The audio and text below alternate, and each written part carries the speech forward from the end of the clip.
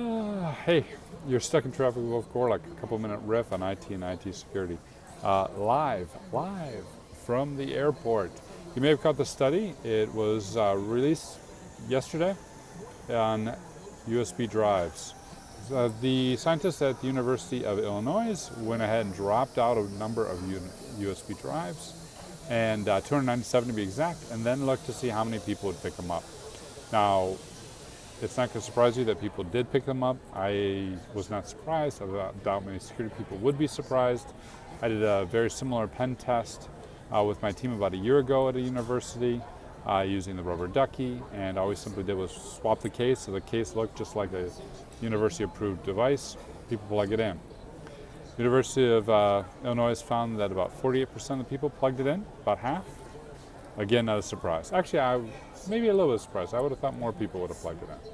But about half the people plugged it in, browsed for files, which then called back. And of course, that's the attack vector. Plug in the drive, system gets infected, it calls back. This got me wondering.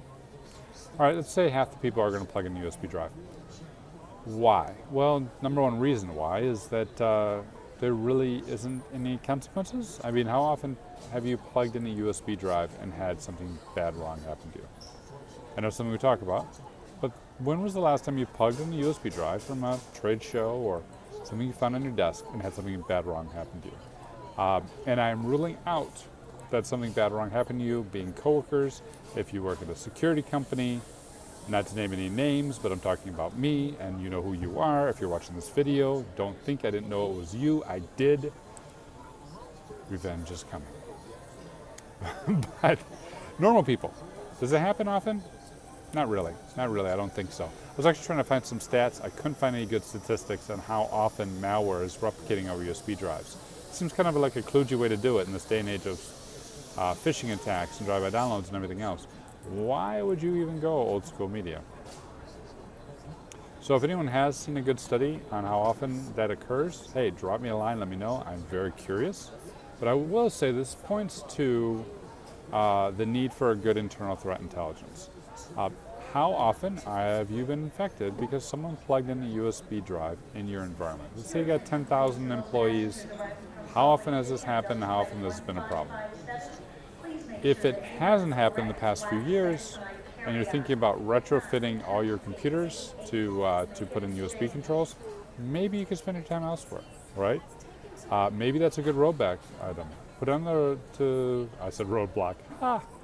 Put it on the roadmap and wait till the new build of the computers come out and then push out the controls. Is it really mitigating a risk? If it isn't, let's not spend time on this. This goes back to minimalism. This goes back to getting good data into our intelligence programs that informs decision making. Yes, we know people are going to plug in USB drives. Yes, we know half the time they're going to insert them and see what's on them. Is that really a risk? That depends on your environment. And if you can't answer that, it's probably not worth spending a lot of time trying to mitigate it. Take it easy.